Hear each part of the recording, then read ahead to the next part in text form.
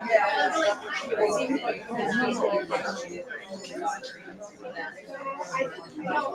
right, hello everybody. Hi, thank you all so much for joining us this evening.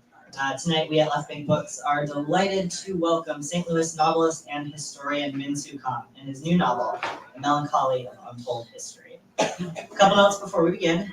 Tonight's event is only possible because of your support. So when you support us at Left Bank Books, your money goes directly into our local economy. So that helps fund our streets, our parks, and more. It also helps writers get the full support that they deserve, and it allows us to produce events such as this. So thank you all for shopping local and supporting this event tonight. We also want to extend a welcome to our virtual audience. Thank you for being here tonight from wherever you're joining us from. You'll be able to participate in the Q&A tonight by typing your question as a YouTube comment, so we appreciate you being here. We at Left Bank are always hard at work producing new events for readers of all ages. Of note, on July 27th, next week, Chris Whitaker will be joining us all the way from the UK with his new literary mystery, All the Colors of the Dark, a soaring tale and an epic love story that spans decades. And on July 31st, we will be welcoming the man, the myth, the legend, James Patterson. If any of you are fans of his, we've got tickets on our website, so check them out there. A full calendar of all of our events, so we've got a couple of weeks, so we're always busy, there's tons out there, so check that out, left-bank.com. Now for tonight's event. Minsoo Kang is a fiction writer and a historian, specializing in the intellectual history of modern Europe. Due to his father's occupation as a diplomat for South Korea, he has lived in Korea, Austria, New Zealand, Iran, Brunei, Germany, the United States, and other places for shorter periods. He served in the Army of the Republic of Korea and earned his PhD in European history at UCLA. Currently, he is a professor at the History Department of UNSL and the professor of a number of history books and short speculative fiction. His debut novel is The Melancholy of Untold History, a beautifully crafted, enriching saga inspired by East Asian mythology. Melancholy of Untold History is steeped in history, as the title suggests, epic in scope, and is lyrically beautiful. Kang interweaves four complex, entertaining stories as they shape and create a nation's literary narrative through themes of love and grief. Writer Alexander Chi, one of my favorites, which is why I chose that for you, says The Melancholy of Untold History is a delight. Kang's scholarly background has borne extraordinary fruit, a debut novel only he could write, about the ways we know ourselves and others, which is to say, story. And with that, it should be said, this extraordinary fruit plots well. Please join me in welcoming the fantastic Minsoo Kang.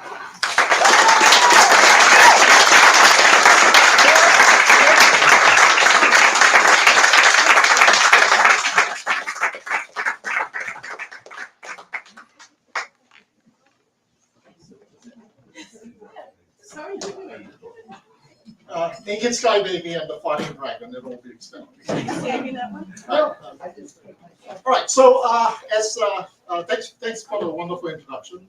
As most of you probably know, my day job is as a history professor, and I should stop saying that because that implies that it's like a chore that I have to do in order to put food on the table. But because I love doing history, I love teaching history and so on. But ever since I was a kid, I always had this wildly imaginative side, and so that the thing that I love most about doing research in history, going to the archives, looking at documents and considering different sides and all that, that's wonderful, that's great. But there are times when I want to scream, running away from all of that, just so let my imagination go wild. And that's when I turn to fiction. But also I'll be writing fiction, and then I'll say, I want to get back to the concrete reality of texts and archives and all that. So I envision my career as going back and forth between the two, and it's given me a great deal of pleasure all of these years. And finally, it all came together in this one novel. And these two loves of mine, the researching history and writing fiction, are not separate. Because I think I read tons of novels, of course, but I get most of my inspiration from actually history, where I'm doing research and I'm constantly thinking, what if it happened differently? What if this happened in a different context, right? What would be the consequences and so on?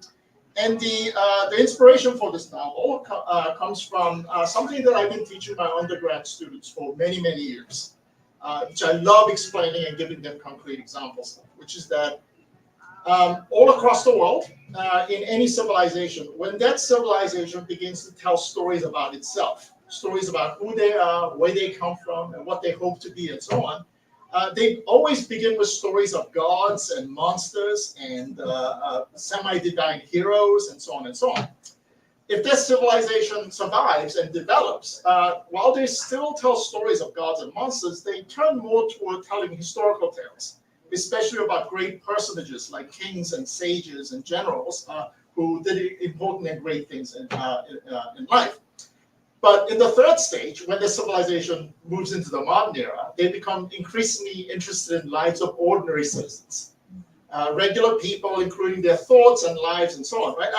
So I talk to my students about this what I call this movement from myth to history to everyday life, and I illustrate it. I mean, in the beginning, I may talk about the ancient Roman myth about Aeneas coming from Troy to central Italy, and then a story of Romulus, or in the case of Korea, the god Hwanu descending from the heavenly realm and bringing civilization to the Korean peninsula, and then moving on to its historical texts and everyday lives of ordinary citizens. So what I did, the germ of my idea was that I want to create a fictional country and go through the process of this movement from one to the other, right? I mean, so that I can just make wildly creative stories just in my own world, in my own country, right? So that I don't have to go into the archives anymore. So I have three sections. The novel takes place in three disparate parts. One I write as myth, and the other as history, and the other as a story of the person who's studying all of this in the modern era. A middle-aged Asian history professor. Right, what I know, and who's actually studying all of these things in order to make sense of sort of grief that he's experienced in his own life. Now, in picking which sections to read from the novel, this poses a specific challenge, right? Because if I pick one, it might give you a very incomplete idea of incomplete idea of what the novel is about. So there are sections. The myth part, if I realize if I chose that, it will sound like fantasy novel. It will sound like Lord of the Rings. But if I pick a chapter from the history section, it's going to seem like a fairly conventional historical novel, except that it takes place in a Asia-based but a fictional country. But if I do it in the modern era, it's gonna be total literary realism, right? So I went back and forth, and I just decided I'm going to read the most fun part, the myth part, and this has to do with the origin myth of this country and its people, and how what happened among the gods there that they gave birth to the civilization. So that's the section that I'll be going into, and watch out for the appearance of the naked sky baby and the farting crab. The magnificent mountain, known as Four Verdant Mothers, rose steeply out of the ground like four great pillars on a shared base, covered in luminous foliage of green and yellow. The grandeur of its heights was accentuated by the perfect flatness of the land around it that stretched all the way to the horizon. It was a rich place of fertile earth, clear waters, and mild weather, where myriad animals and birds wandered about in peaceful harmony. Human beings had yet to disturb the tranquil land. On the four lofty peaks, there resided two mountain gods and two mountain goddesses, each with a home on a summit. They live on amicable terms with one another, often gathering at one of their dwellings to enjoy meals, wine, and one another's company, a great pleasure of their serene and leisurely lives. On one particular meeting at the home of one known as Red Mountain God, they sat on a veranda that was perched over a sheer cliff, affording them a magnificent view of the vast and colorful land below. They whiled away the spring day reclining on plush mats, drinking wine, and making remarks that were profound and humorous by turns. Their animal companions, a fire bear, an autumn bird, a radiant tiger, and a deer dragon, lazed about in a nearby garden, napping in the comfort of the sun's benevolent warmth. One known as Green Mountain Goddess gazed upon the clouds floating by the peak, and she spoke out. See those shapes that look like so many sheep? How they swim across the sky without a care in the world. What a fair sight it is. She then picked up her cup and finished her drink. Red Mountain God politely poured more wine for her before he turned to look at what she beheld. The sight is indeed fair, my dear friend, but do you not see that it is not the clouds that are moving? They are still hanging motionless in the sky like lotus flowers on calm water. It is the world that is moving around them, giving the clouds the mere appearance of motion. He took his own cup and finished the drink. One called Yellow Mountain Goddess poured for him before taking her turn to express a thought. Ah, my most respected friends, how it mortifies me to disagree with both of you. It is neither the clouds nor the world that moves, for they are but phantoms of our imagination. And how can such insubstantial things be said to do anything at all? What is moving is not the clouds nor the world, but our minds. She finished her drink. What are you all babbling about? One known as the Blue Mountain God said, pouring for Yellow Mountain Goddess. You think you're saying something profound when you're just farting out of your mouth. Shut up with your stupid nonsense and have more wine, you drunken donkeys. They all laughed uproariously at that, and, which woke up their animal companions, who looked at them with annoyed expression before returning to sleep. Speaking of wine, the Blue Mountain God said, it looks like our host did not think well enough for us to prepare a sufficient amount. He shook a vase over his cup, but only got a few drops. How inexcusable of me, Red Mountain God exclaimed. I thought I had gathered more than ample to enjoy all day long, but I'd forgotten what a bunch of gluttonous lushes you are. But no need to concern yourself. I have a good friend who is the master of a sky orchard where he grows sublime fruit for the lofty personages of the heavenly realm. He also makes the most exquisite wine from the fruits. He's like a brother to me, so I'm certain that he will provide me with all that we need. He jumped to his feet and rushed to the garden, where he roused his animal companion, the fire bear, before climbing onto its back. At a command from the god, the bear burst into flames and sprouted 2 great wings of fire. It then flew up into the sky. The fiery creature and its divine master sped across the heavens, covering 100 great spans in an instant and leaving a trail of fire behind them. They slowed down only when they approached a vast cloud upon which sprawled a great orchard full of trees with colorful fruits of all kinds. When they reached the place, Red Mountain God's dear friend, Heavenly Orchard Master, was already waiting for him at the edge of the cloud. They exchanged happy greetings before Red Mountain God explains his predicament to him. Heavenly Orchard Master laughed heartily for assuring him that it would be a pleasure to provide him with some of his best fruit wine. He ordered his servant to bring in some in a pot before he and his old friend exchanged news of their recent activities. The servants presently brought an enormous pot full of wine, and Red Mountain God placed it securely on the fire bear's back. He then expressed his gratitude to his friend and promised to bring him an equal amount of sweet tea leaves from 4 verdant mountains. The god then mounted his animal companion and flew away to return home. But when he was only halfway back, he noticed that they were being followed by somebody on a speeding cloud. He peered at the pursuer and was astounded to see a naked sky baby approaching him. Uncle, uncle, the sky baby called out to him. A moment ago, I was traveling to the heavenly realm when I caught a whiff of the delicious fragrance coming from your pot. My guess that it contains the wine made from sublime fruit. So, what business is that of yours? Red Mountain God asked, knowing that the little rascal dared to address him as uncle rather than calling him by a proper and respectful title. Uncle, uncle, I've been traveling on this cloud all day and I'm so very thirsty. Could you spare me just 1 cup of wine? What, but you're just a baby. How can somebody as young as you drink wine? Why don't you go beg somebody for a cup of milk? I may be a baby, but I'm a sky baby, he asserted proudly. I can fly in a cloud, rip up a cloud with my bare hands, and beat anybody in a drinking bout. I bet I can beat you, uncle, and see your face hit the ground in a drunken stupor and break your nose. What a ridiculous sight you would be then, he said and laughed. Such insolence from such a little one. Begone, child. I have no wine for you. It is for my friends who are all grown-ups. But you have so much, uncle. Look at the size of the pot. Surely you can spare me one measly cup. I said, be God, you obnoxious child. Obnoxious? I mean, do you not give me any wine? You insult me as well? Very well, you stingy old bastard, you flaccid pig's dick, you donkey's dirty anus. May you pay dearly for your lack of generosity. The sky baby cursed him and threw up in a rage. What a hopeful baby, Red Mountain God exclaimed. Someone needs to give that little brat a good spanking.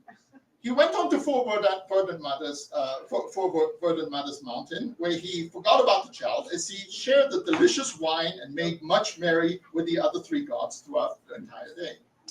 In the meantime, the sky baby went off fuming and still very thirsty.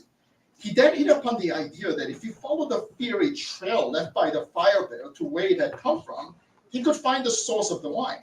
So he flew on his cloud until he arrived at the sky orchard. Spying the delicious fruits hanging ripe on so many trees, he snuck into the place, careful to evade the guardian spirits there.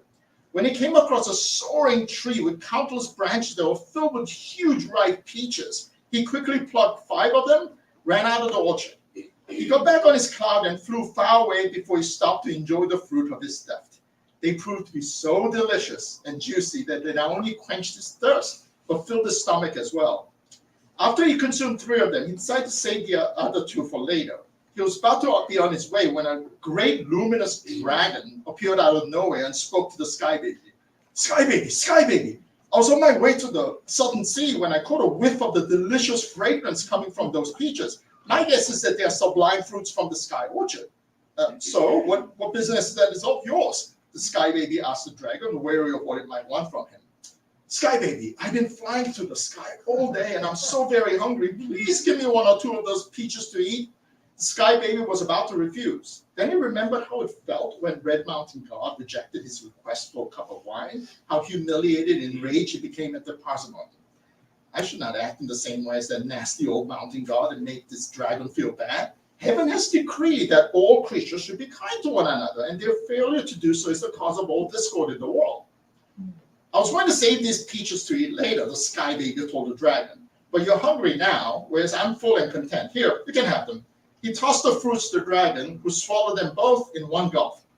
Thank you, sky baby. That was most delicious, the dragon said. You are such a generous creature. How would you like to ride on my back for a while? We can have some fun flying around together. That sounds good to me, the sky baby said, and jumped on the dragon's back. As the dragon raced through the air, doing somersaults and sidewalks, the sky baby laughed out loud in delight.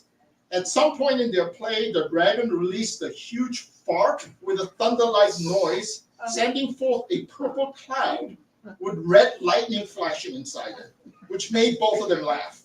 The dragon then let out a tremendous burp, and a peach pit fell out of its mouth, which made them laugh again. After that, the two became the best of friends and embarked on many adventures across both the heavenly and terrestrial realms. In fact, all the tales of their doings, if collected together, could fill one thick volume. There's a particularly amusing story of how they came to a forest where an army of nasty goblins lived. The creatures emerged from the woods at night to terrorize people who lived in nearby villages. How the dragon and the sky baby made war on the dragons is a most delightful tale, but this is not the time to tell it. The peach pit that the dragon burnt out fell from the sky and landed in the garden of Red Mountain God's home, where it buried itself in the earth. The 2 mountain gods and the 2 mountain goddesses did not notice because all of them were fast asleep on the veranda, having fallen into stupor after partaking of the delicious wine that Red Mountain God had brought from the sky orchard. In fact, their sleep was so deep that it is actually unknown whether they slept for the entire day, a month, a year, or even 100 years. If they had slept for 100 years, then the animal companions they would have found in the garden upon waking would not have been the ones that they had known, but their descendants, as the creatures would have kept faithful watch over their master from one generation to the next. The immortal gods, with their utterly different sense of time from mortal creatures, would hardly have noticed the difference. The first to wake from the profound slumber was the Blue Mountain God, who felt a tremendous need to empty his bladder. Still groggy from his sleep and a dream in which he was a cat wandering among a pile of books in the study of a grieving historian, he slowly got to his feet and began to make his way to the warehouse. When he was only halfway there, however, he realized that he was not going to make it. Wary of humiliating himself in front of his friends, he quickly ran through some bamboo trees in the garden and relieved himself there. As he did so, in great profusion, in a veritable waterfall, enjoying the underrated and rarely appreciated pleasure of release, he looked up at the sky and beheld a very strange sight. The great dome above was just starting to darken with the coming of twilight. In the midst of the great expanse of the deepening blue, there was a thick purple cloud hanging ominously above the mountain with red lightning flashing inside it. The blue mountain god could not know that it was the dragon's fart cloud. An omen of discord, he said to himself in concern, but surely not among us. When he was finally done, he shook his member and put it away, feeling deeply relieved. He was about to rejoin his friends when he saw another peculiar sight. Among the tall bamboo, there was a small tree with only one branch that carried a huge peach. He walked over and touched the fruit, mesmerized by its perfect shape and its promise of deliciousness. At that moment, he wanted nothing more than to pluck the fruit and gulp it all up. He would have done just that, but unbeknownst to him, just after he went in among the bamboo trees to relieve himself, Red Mountain God also woke up from the same need. His bladder was not as full as his friends, though, so he was able to stroll leisurely over to the outhouse where he completed his business. He was walking back to the veranda when he also saw the purple cloud with the red lightning in the sky, which made him stop and wonder. An omen of discord, he said to himself, but surely not among us. He was about to return to the veranda when he noticed Blue Mountain God standing among the bamboo trees in his garden. His curiosity aroused, he went over to him. My esteemed friend, he called out, what are you doing there among the trees? The Blue Mountain God jumped in surprise and looked back at Red Mountain God with a guilty expression. The other frowned at his strange behavior. Then he noticed that close to where Blue Mountain God was standing, there was a small tree with a peach hanging from its single branch. What is this? He asked as he approached. It is mine, the Blue Mountain God said. I found it, so it belongs to me. What are you talking about? Red Mountain God said, incredulous, as he glared gazed at the fruit and saw how ripe and delicious it looked, instantly becoming mesmerized by it as well. It is mine, I tell you, Blue Mountain God repeated. How can you say that? Red Mountain God said. This is in my garden. You can't just point to something on my property and claim that it is yours. Why not? You would have never found it. If you hadn't come along, I would have just eaten it here and now. You only knew about this peach because you were so annoyingly nosy. Annoying? Nosy? About what is in my own garden? Why should I not be nosy about it? Now step away from the peach so I can take a better look at it. No, it is mine, I tell you. Nonsense. And so they argued, their voices becoming louder and louder, and their anger rising and rising. The sound of their shouting awakened Green Mountain Goddess from her slumber. When she opened her eyes, the first thing she saw was a purple cloud with red lightning hanging in the sky above. An omen of discord, she said to herself, but surely not among us. As Red Mountain God and Blue Mountain God continued to argue, making it impossible for her to return to sleep, she got up and went over to investigate. Listening in on their words, she learned what they were so upset about, so she looked in among the trees and saw the peach, which mesmerized her as well. She wanted to eat it, but she had no basis to claim it as her own. Still, in the interest of our harmonious friendship, she interrupted Blue Mountain God and Red Mountain God. Both of them jumped in surprise at her unexpected appearance. We should share it. Look how big it is. It's enough to go around for all of us. Both Red Mountain God and Blue Mountain God frowned at her. But why should you get a piece of it? Blue Mountain God asked. You didn't find it. And this is not your garden, Red Mountain God said. It's in my garden. So anything that grows here belongs to me. Then all three began to argue over the peach. Red Mountain God, in his enraged animation, moved about while shouting until he stepped into the puddle of Blue Mountain God's urine. Ah, fuck, he exclaimed and shook his foot. You filthy beast, pissing in my garden like a damn animal. Disgusting. Don't yell at me after blundering into my piss, you clumsy oaf. Kiss my ass. Your fat, pimply monkey's bum? Never. Weary of standing on your urine-soaked ground, all three of them walked out from among the trees as they continued to argue. Yellow Mountain Goddess woke up then and saw the purple cloud with red lightning in the sky. An omen of discord, she said to herself, but surely not among us. As the three were nearby now, Yellow Mountain Goddess could clearly make out their words from the veranda. When she learned what they were arguing about, her curiosity became aroused. She got up, careful not to be seen by the others, snuck around the garden until she was among the bamboo trees. She saw the peach, which she found irresistible, so she quickly plucked it from the branch and hid it in the sleeve of her robe before returning stealthily to the veranda. I can't sleep with the three of you pecking at each other like a bunch of crazed chickens, she said, stepping down from the veranda as if she had just woken up. What a lousy end to a nice day, ruined by your pettiness. You should all be ashamed of yourselves, acting like greedy little children. I'm going home. She called the animal companion the deer dragon, which came over and bent down for its master to mount it. When Yellow Mountain Goddess was seated comfortably on its back, the creature shook its silver antlers and the golden scales of its body, and leapt into the air. With one jump, it cleared the walls of the Red Mountain God's house, and then it proceeded to take its master home with a series of such mighty jumps. They did not get far before Yellow Mountain Goddess could not wait any longer and took out the peach to eat it. It was the most delicious thing she has ever tasted. So she consumed the entire thing in a few large bites. When she was done, she spat out the pit and sighed in deep satisfaction as the deer dragon bore her home. In the meantime, the words of Yellow Mountain Goddess shamed the others, so they reluctantly agreed to share the peach, which would be divided into 3 equal pieces for them to enjoy. When they went to the tree, however, they found the fruit gone. After a moment of stupefaction, Red Mountain God and Blue Mountain God accused Green Mountain Goddess of having surreptitiously taken the peach while the two of them were distracted by the argument. Green Mountain Goddess reacted with enraged indignation at the accusation, which was all the more acute from secretly wishing she had done exactly that. After she cursed them both for their slander, she stalked off to her animal companion, the autumn bird, mounted it, and flew away. The 2 remaining gods, filled with resentment as being deprived of the fruit that each had thought was rightfully his, found that they had nothing more to say to each other. Blue Mountain God mounted his animal companion, the radiant tiger, and rode off.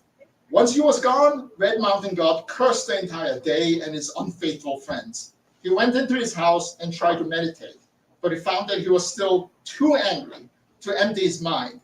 So he decided to take a walk with his animal companion, the fire bear. As the day came to an end with the sun sinking behind the far horizon, Red Mountain God was returning home when he came across a peach pit on the ground. It lay in the direction of the peak where Yellow Mountain Goddess lived, so he knew at once who had eaten the fruit. Filled with renewed rage, he loudly cursed Yellow Mountain Goddess for her deception, Blue Mountain God for not letting him have the fruit of his garden in the first place, and Green Mountain Goddess for trying to get a piece for herself when she had no right to any. He then resolved not to have anything to do with such false friends ever again.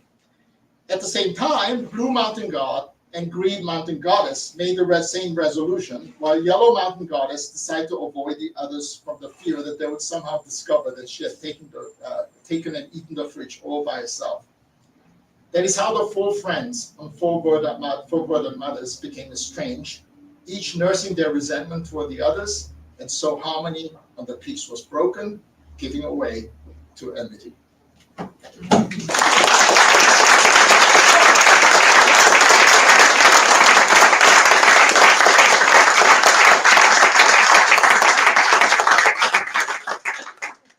Just so to tell you how the story continues. So the first humans arrive in the land, and the 4 gods act as their patron deities, but because of their hatred for one another, it creates all the bad things that civilization produces, like war and hatred and the class system and so on. And then it moves on to the historical era, and then finally to the historian in the modern era who's studying all of this in the archives. I'll be very happy to take any questions or comments. Yes, What are the archives like? in the story. Yeah. Oh, Historians, learning. I was wondering what the archives in Oh, that yeah, world yeah. are like. So my fictional Asian country, which I just called the Grand Circle, is I borrow from Chinese, Korean, Mongolian, Manchurian traditions, all of them, but it's mostly China because it's a vast empire, and it has different dynasties and so on. And some of those dynasties, English translations of real dynasties, but not in exactly the period, right? So I have a dynasty called the Radiant Dynasty. But I don't want it to be associated with Ming Dynasty because Ming Dynasty is what radiant means. So I took place at a different time, more during the time of the real Song Dynasty and so on. And as you know, the Chinese were obsessed with history, even from the ancient times. So there is plentiful archive materials for my historian to study. There are the royal records imperial records that he can study, and there's personal historical writings, diaries, and all of that, and there's plenty of it. And in fact, this story comes from a collection of stories that he discovered from a dynasty. And just on the historian's level, my favorite part of this novel is when my historian character realized that an entire, like maybe 300 period of his own country's history was completely made up. Right? There's this vast conspiracy for reasons that I explained that they created. And in fact, I was inspired to write this because years ago, I read the single funniest article on The Onion. And he said that historians hold a press conference to tearfully confess that they made up ancient Greece. And it was hilarious. But then I laughed, and then I thought, like, what would it take to actually do that? What kind of resources would you need to put in? And in order for a country to make up an entire period of itself, right? And so that went in part in, and all of that went into my novel. But my inevitable conclusion was that one of the things that you would have to do as a ruler to pull that off is that you probably have to commit genocide. Right? You have to, after you put all this like evidence in, you'd have to gather up all the people who could, tell the truth and just massacre the whole of them, which is actually what happened. Wow. Yes. Can you talk a little bit about creating the mythology? Are there rules either that you gleaned from kind of knowing mythologies from around the world, or just kind of in your own head for what there needed to be? Are there tropes that tend to show up that you were playing with? Because when you can go anywhere, it's kind of hard to know where to go. So, Yeah, absolutely. There's a lot of my thought into it because I'm obsessed with those questions, right? And one of my earlier readers, she didn't. This was an objection as such but he said, "Wow, all these kind of cataclysmic things happen as a result of one fruit, right?" It did in the Bible. The Trojan War began because of the one apple, right? So that comes straight out of a trope, right? But even when you study myth, there are different levels of it, right? Like for instance, there are ones that come from time immemorial. We don't really have an author. It's just something that was passed down generation after generation until somebody decided to write it down for the first time, right? And then we have it. And there are mythologies of exactly this nature. They were just created wholesale. And that, again, as a historian, the idea of like false history, I'm completely obsessed with it, right? Like for instance, Koreans, if you talk to Korean kids, they all think that they know the origin story of Koreans, the mythology of the god Hanung coming from the sky, and marrying a woman who used to be a bear, who was transformed into it, and their child is Dangun, the first king of Korea, and all that. That's not an ancient story. That was basically made up in the during what will be the Korean equivalent of the Middle Ages. And that mythology was created because Korea was about to be invaded and completely destroyed by the Mongolians. And this Buddhist priest felt a need that we need to create a story that we can all get behind. Right? And sometimes as a matter of defense, and sometimes a couple of centuries later, in the 17th century, when the Northeast Asian people known as the Jurchens, they crushed the Chinese and took over China. in order to glorify themselves, they changed their name to Manchurians, which they did not call themselves before that, right? And somebody sat down and created an origin story about where they came from, and they just pretty much randomly picked this one town in the Northeast as the origin of the Manchurians. A story once again of these goddesses who had come down and married a local chieftain, and that's the first kid. Their child is the first king, and so on, right? So these are very different types, right? And stories that just sort of came down from from the past, and stories that somebody sat down and made up. And I think very carefully about how different they are, and so on. Yeah, this is not much of a spoiler. What you find out is that you're gonna meet a storyteller in this novel who made up those stories about the four gods. Now, there is a possibility that he didn't completely make it up wholesale. There may have been oral legends that were floating around that he decided to elaborate on, right? And just so you know, so why all the profanity about farting, urination, and all that? My storyteller character is a commoner, right? And he's deliberately writing against the super polite and stylized writing of the aristocrats. Right? And what we find out is that one of the things that he's great at is getting these very venerable old myths about great gods and kings and so on, and telling stories that make them look foolish, like they're perfectly human and doing human things, and stabbing each other in the back and so on. And even the aristocrats like it as sort of a form of a guilty pleasure, right? Because it'd be like if there was a storyteller in ancient Greece who decided to tell stories about, Odysseus and Achilles, but they're all like horrible people, right? Aristophanes. Yeah, exactly. Yeah, exactly. I mean, he's Aristophanes, but not as learned because he's actually illiterate. He's an old storyteller, right? And that's a reason for this. Right? Yes. Does North Korea today have origin stories? That is a hilarious, right? So North Korea, communist state. You become communist and you say we are going to overturn all of these, superstitions of the past, right?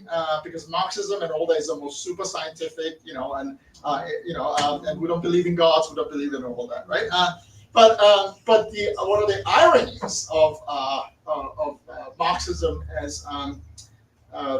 as theorized and then it was practiced is that Marx thought that once communism spreads across the world, nationalism is just going to go away, right? Nationalism is a product of the capitalist bourgeois state and all that, and it is rather ironic that the most communist countries in the world today are also the most nationalistic.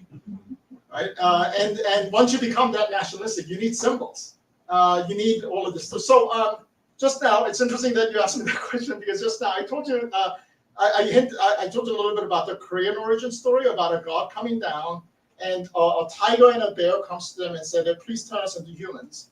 And he said, "For you to turn into humans, you must become, you must have, patience and resilience." So he tells them to go into a cave for 100 days.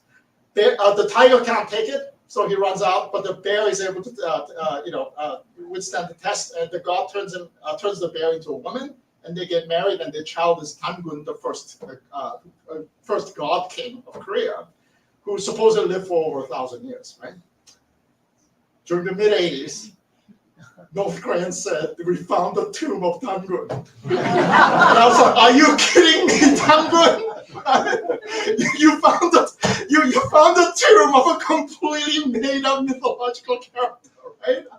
I mean, that's like Italians say that we found bones of Romulus. There's no Romulus. Or they may have been a Romulus, but so it's really weird that they did a complete turnaround, right? I mean, it's like get rid of all superstitions, but now that they become so nationalistic, they're going back to these ancient symbols, right? And apparently they built this massive temple site to celebrate the first god king of Korea, and I'm thinking, you guys are communists. God king? Are you serious? On God king? You built a temple to a god king? Right? But those contradictions happen all That's right. places. Thank you. Yeah. So I would ask you a question because it's not a particularly linear story. So where did you start? Oh, yeah, So yeah, where did you, I mean, in terms of building the story, yeah. and then Um, also in terms of then writing it down? Yeah, I mean, that's a really good question because it has to do with the mystery of creativity. Right. I had multiple sources. One is I actually had a lucid dream where I was listening in on the conversation among these four people, including a general, an emperor, and his wife, and I think I may be like a servant or something. And I was listening in on the conversation, and one of them was explaining that the reason why they all hate each other is because in their past lives there were these gods who used to be friends, but then they became enemies, right? And then I woke up and said, "What the hell was that?" Journal gods. And then it all just sort of came together, and so I started to expand that story, right? I mean, well, what story was being told for them? So part of that came from a dream. Part of it came from me reading the Onion article. Can you make up a civilization? Can you make up an entire civilization? Would that be possible? And then I let these different sources, and they were, and I was also like really deeply interested in sort of this modern myth that I created, and also national myths. Different countries have their own myths that they recycle over and over and over again. You got the Korean myth, you got the Japanese myth, you got the Chinese myth, and here in America, the great myth is the myth of we were innocent when, right? That gets recycled over and over. Before 9/11, we were innocent. Before Watergate, we were innocent. Before World War II, we were innocent. Before the Civil War, we were innocent, right? And on and on and on, right? And you study American history, and the big question, especially for an outsider, is how many times can you lose your virginity? Look, it is funny, but also it is highly dangerous because people have done horrible things in the name of restoring, the original innocence of what it used to be, which never existed, right? Country that began with genocide of natives and slavery, right? Also, there are other great things as well, right? But it's not. But on the age of innocence, really, ever?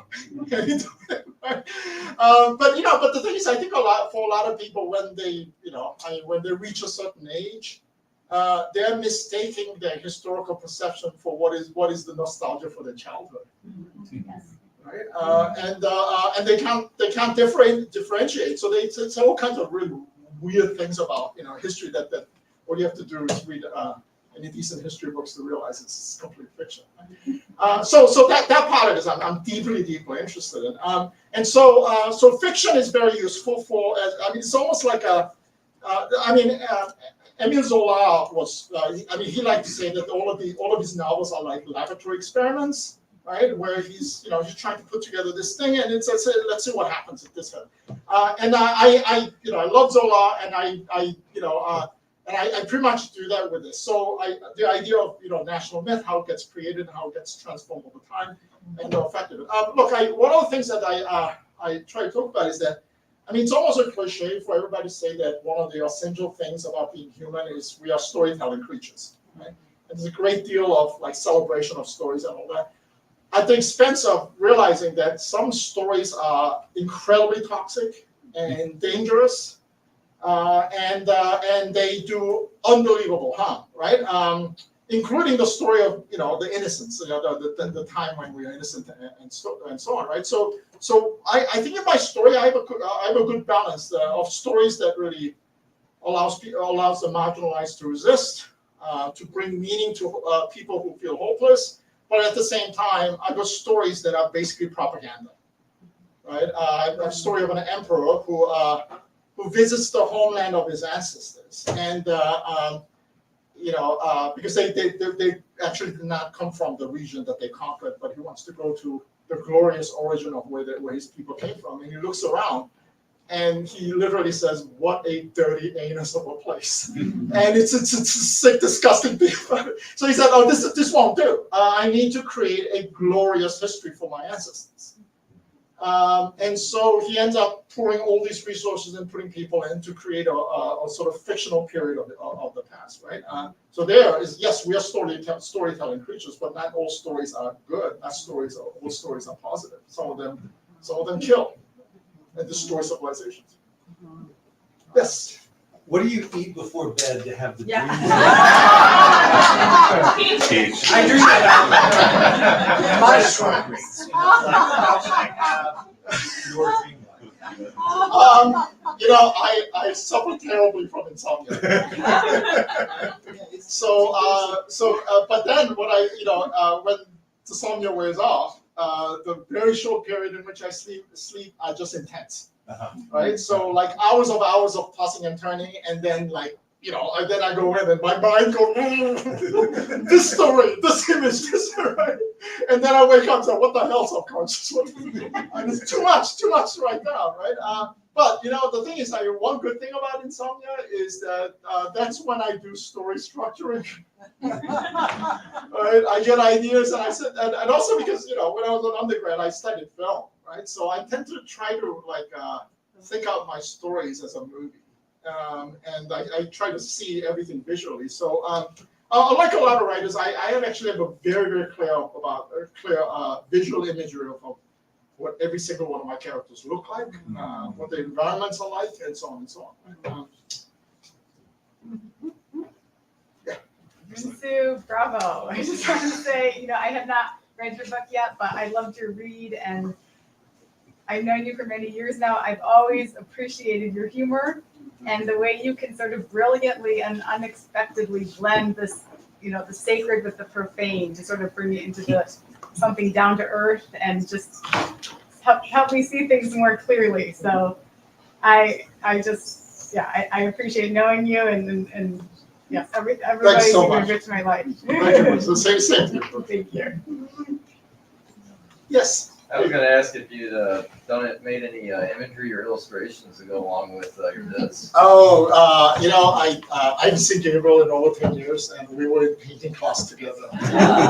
Gabriel, I haven't done any painting since the last time I saw you. Oh, wow. Which is sad, but I just can't have one more hobby. I just can't. I mean, I wish I couldn't.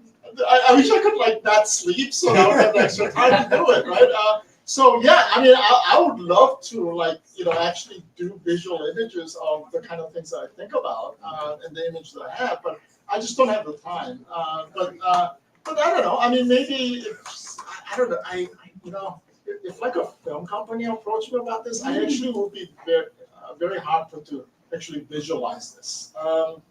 It's so complicated and so odd, but maybe that'll happen that way. Yes. So thank you, Minsoo. This was so fun to hear you read your own work, and as somebody who's read your scholarly work, your history, right? I guess one of my questions is there a dilemma or a melancholy being such a good storyteller for telling history?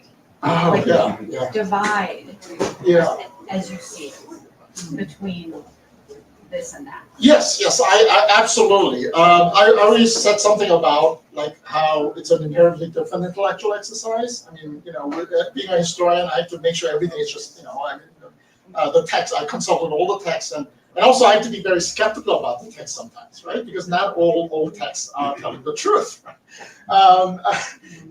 So there's that, and then when I'm writing, I have the freedom to of my imagination. But it's interesting, Rebecca, because I just wrote an essay for Writer's Digest where I explained why I am both a historian and a fiction writer, but I could never ever write a conventional historical novel.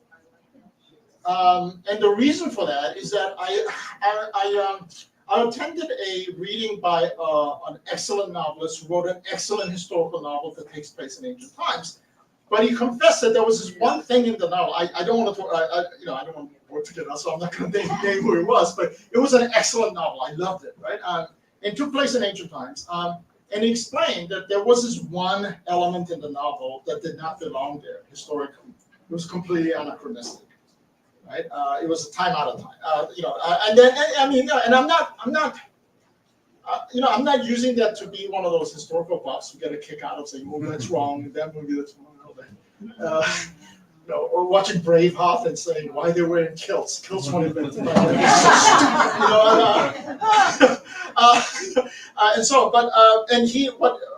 The reason, and the way in which he justified having this ahistorical element in the novel is that he said when you make decisions like that as a novelist, there are two considerations that you have to keep in mind. One is historical. Doing your due diligence and making a historically accurate narrative.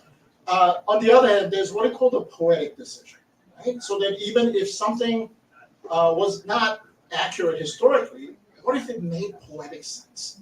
Especially when you're using this as an allegory to point to some issues in the modern world, right? And so it was in this case that I decided to do the anachronistic thing because it made poetic sense, right? Poetic or literary sense, right? Now I completely accept that argument, and good for him. And but I just can't do it. I just can't do it. My training as a historian, I just can't knowingly put something in a novel that purports to take place in a certain period, and that I know does not belong there. I just cannot do it. That's not a rule that I want to impose on everybody because I don't believe in literary rules. Everybody should, I tell my students, when there's a rule, violate it. I use your creativity, but I'm just saying on my own personal preference. Although like all my fictional writings are very much influenced by history, they all take place in a fictional period because anything goes. So I can put whatever elements that actual historical novel that would be problematic, but it isn't, right? Now that's a huge challenge. That you have to sit down and create an entire country, and that is a huge challenge. But that's something that I find kind of easy to do.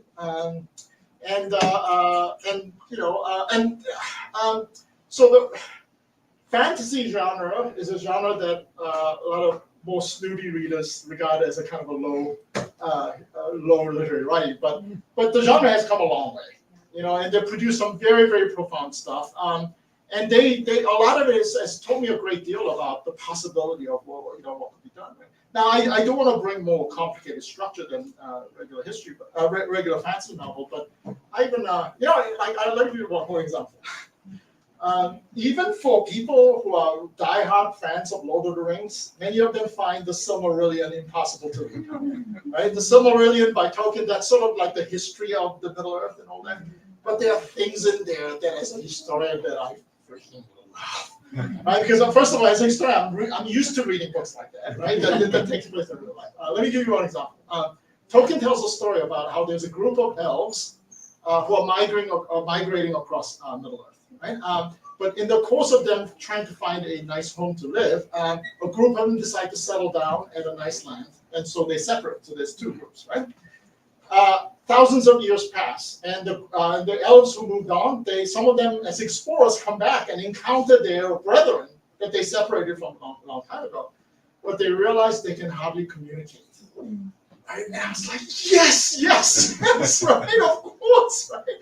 And usually fantasy novels are really bad at that. The languages, everybody speaks the same language. So for someone, and in fantasy novel, there are scenes where somebody finds a book from 3,000 years ago and they can pick it up and just read it, right? Especially when you realize how difficult it is to read Shakespeare or Chaucer, right? And that's only like 400, 600 years ago, right? So what, and Tolkien being a language expert, he knows, that's the kind of thing that happens, right? So all the elves originally spoke Latin, right? But then they moved on, and some of them are now speaking Italian, and other people are speaking French. Right? I mean, the languages are related, but they are distinct languages now because time passed, and and language turned into dialects, and dialect turned into discrete languages, right? And so I would love to bring that kind of scholarly preciseness and accuracy to imagined worlds that a lot of conventional fantasy novels are lacking.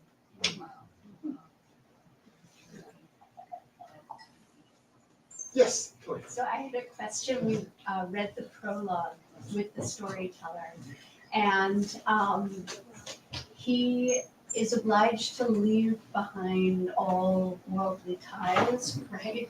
Effective ties, and is given the challenge to tell something new, sort of Scheherazade-like, every day, and threatened with all kinds of consequences if he retells a story that at some point in the past or in some culture has already been told. And I was wondering if this was your sort of pact with self about approaching. Were you trying to tell a story that had never been told before, or were you kind of creating an organic fusing of different cultures and different stories to tell kind of an story?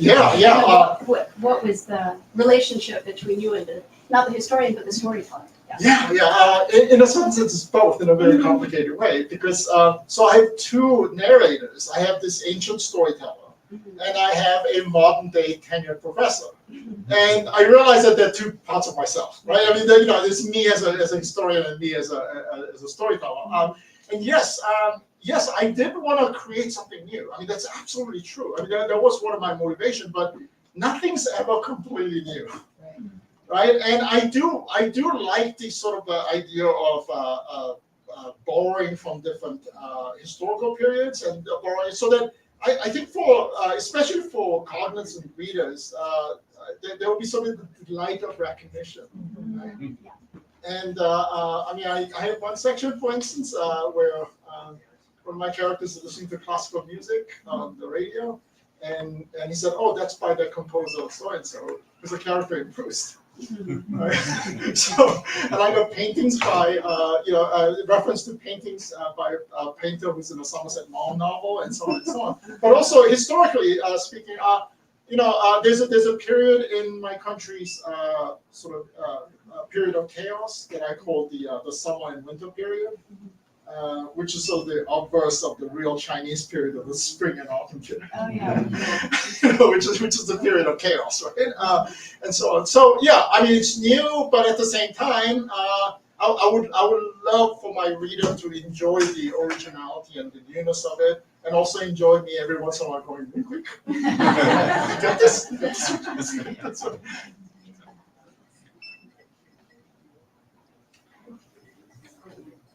Okay, yeah. Hi, it's me. So I was astounded by how rich such a, I mean, this is a weird way, but like, such a small novel can pack this much of a punch. And so I was really introduced to what you had mentioned earlier, like the myth, history, and then common person kind of arc of how, a country tells its history. And I'm curious what you would like your reader to take away from this novel. I read it as kind of a warning. And I'm wondering what you would most like us to know. Yeah, first of all, another thing that I don't really like that much about fantasy novels is that why do they have to be so long? Oh my God, a friend of mine, I recommend this novel, and I go, okay, I'll read it, and then it's like the epic masterpiece, the first of 7. I'm like, I don't have the time. I never read 7 volumes. Each of them are like 800 pages long and so on, right? So Italo Calvino talked a lot about the beauty of preciseness and conciseness, right? And I love the idea of just trying to pack a lot in a relatively short novel, right? So something, a little over 200 pages, I think would be awesome. In fact, I have ambivalent feelings about Frank Herbert's Dune, but I like that he was able to tell a very complicated story in around 400 pages, right? And because that's a very weird world and complicated world and so on and so on, right? Calvino wrote this beautiful stuff about about the beauty of conciseness when it comes to narratives and all that, right? Which I took very much to heart. What I would like readers to get out of it is that So I'm not one of those novelists who said that I have an ideology that I want to convert you to, right? Those tend to be very bad novels, right? It's like the Russian writer Chernyshevsky's, what is to be done, right? And it's Dostoevsky read it. It's like I can do better than this. Right? And thank God you're going to find impression, right?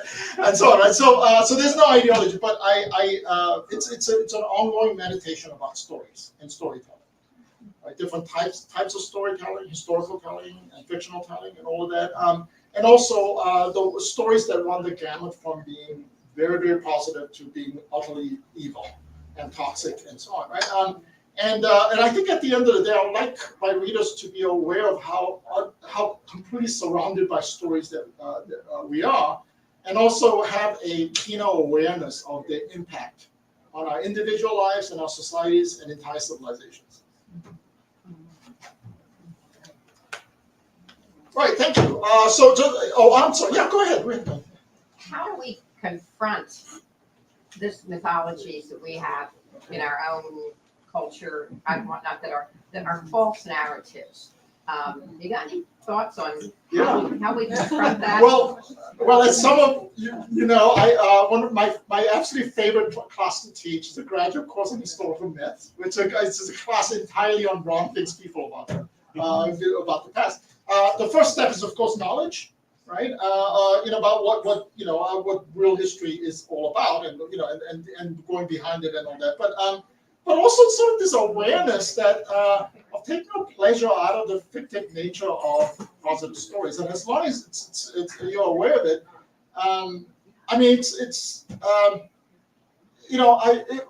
if you want to convince people of stories and use their storytelling to get them to say, for instance, kill other people, you have to really convince them this is true, right? You can't tell people that this might be true, now go kill people, right? I mean, you can't. So again, this sort of deep awareness of storytelling is, I think, something that's absolutely cool.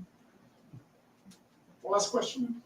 I was just going to ask about your living author influences. Oh, okay, yeah. I'll try to make that real quick. So I always thought that, like, there are two kinds of readers. There are readers who already know what they like, right?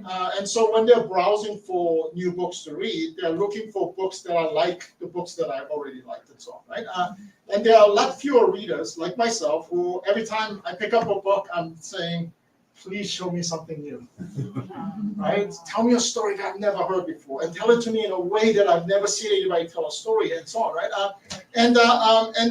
That's what I aim for all the time, and also to replicate in other people the wonder and the richness that I felt when I read books like Nabokov's Pale Fire.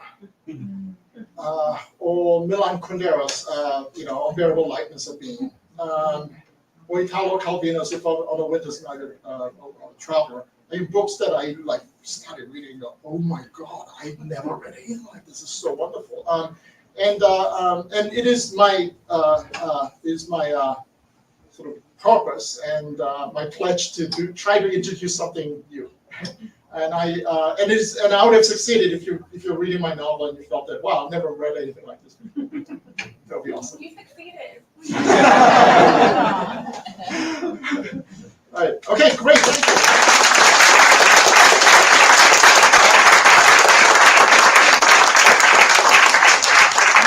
Just two things. There's food and drinks downstairs, so please have at least one drink before you go. And also, just to show you, when I sign your books, I'm going to do it in 3 different languages. I'm going to sign it in English, and I'm going to sign it in Korean, and I'm going to sign it in a way that my ancestors did with a seal in Chinese characters of my name.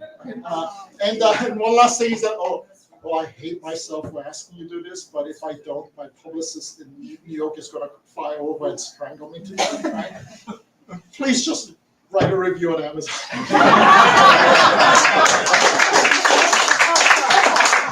Even if it's just a short, sentence or so, right? It's like, unless you hate it, then. Thank you so much. Okay, thank you.